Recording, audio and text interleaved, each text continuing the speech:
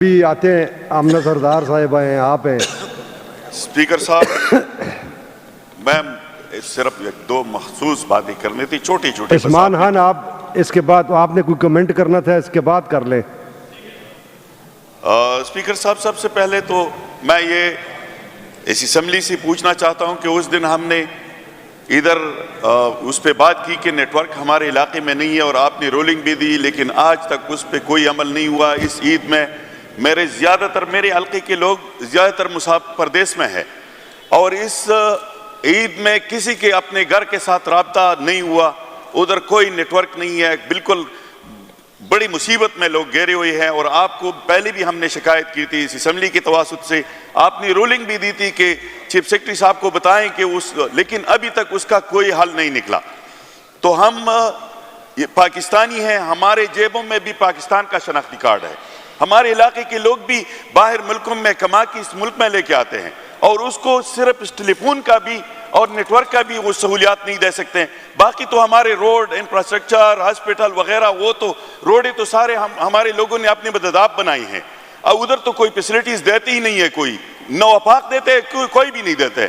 لیکن یہ ایک ٹیلی فون کا جو ہے یہ تو ہونا چاہیے کہ پردیس سے اپنے گھروں میں تو لوگ باتیں کر سکے۔ دوسری بات یہ ہے کہ میں اس بات پہ حیران ہوں کہ پہلے ہماری حکومت جب تھا وفاق میں تو 1 روپے اگر پیٹرول مہنگا ہوتا تھا تو واویلا مچاتا تھا، لیکن آج یہ اسمبلی بھی خاموش ہے، کسی نے مہنگائی کے اوپر کوئی بات نہیں کی، پیٹرول کے اوپر کوئی بات نہیں کی کہ 55 روپے ایک دم میں مہنگا کرتے ہیں۔ اور یہ میڈیا، اس سے تو میرا گلہ نہیں ہے، اس کے مالکان سے گلہ ہے، کیونکہ یہ تو رپورٹ کرتے ہیں لیکن آگے کوئی چلاتا نہیں ہے۔ میڈیا بھی خاموش ہے، میں نے کسی کے ہاتھ میں مائک نہیں دیکھا کہ یار یہ آٹا کیوں اتنا مہنگا ہو گیا، یہ پیٹرول کیوں اتنا 338 روپے پر لیٹر ہو گیا، اس پہ کوئی بات ہی نہیں کرتا ہے۔ تو بات یہ ہے کہ یہ تو دوہرا نظام، یہ دو قانون چل رہا ہے ادھر، اور ہم ہمیشہ یہی کہتے ہیں کہ ایک ملک، ایک وطن، ایک ریاست، 2 دستور نہ منظور۔ تو یہ اس لیے کہ اسی ٹائم 148 پہ لوگوں نے واویلا مچانا شروع کر دیا تھا، ابھی 138 پہ 338 پہ لوگ بالکل خاموش ہیں۔ یا تو ان لوگوں کو میتھس نہیں آتے، یا پتہ نہیں اس ٹائم ستو نہیں پیا تھا اور ابھی ستو پی کے سو گئے ہیں۔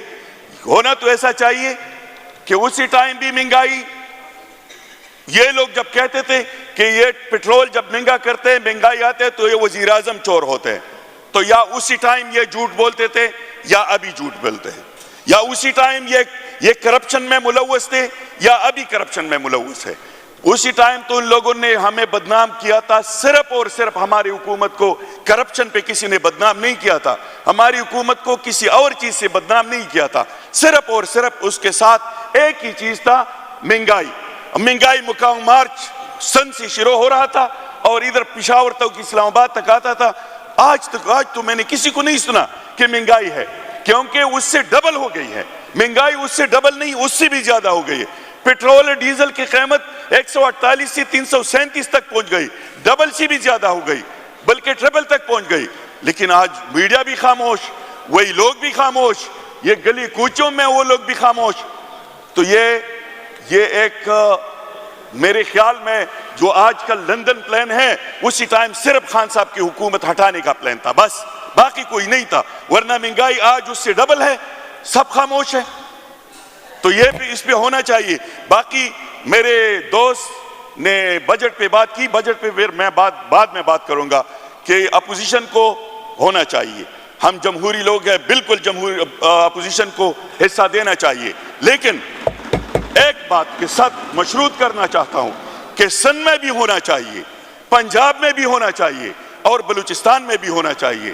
اگر ادھر اپوزیشن کو دیتے ہیں تو ادھر بے شک دے، ہم ادھر ہماری نمائندگان کو کوئی تقریر کرنی نہیں دیتا ہے، ادھر کسی کو موقع نہیں ملتا ہے، بات کرنے کا موقع نہیں ملتا ہے۔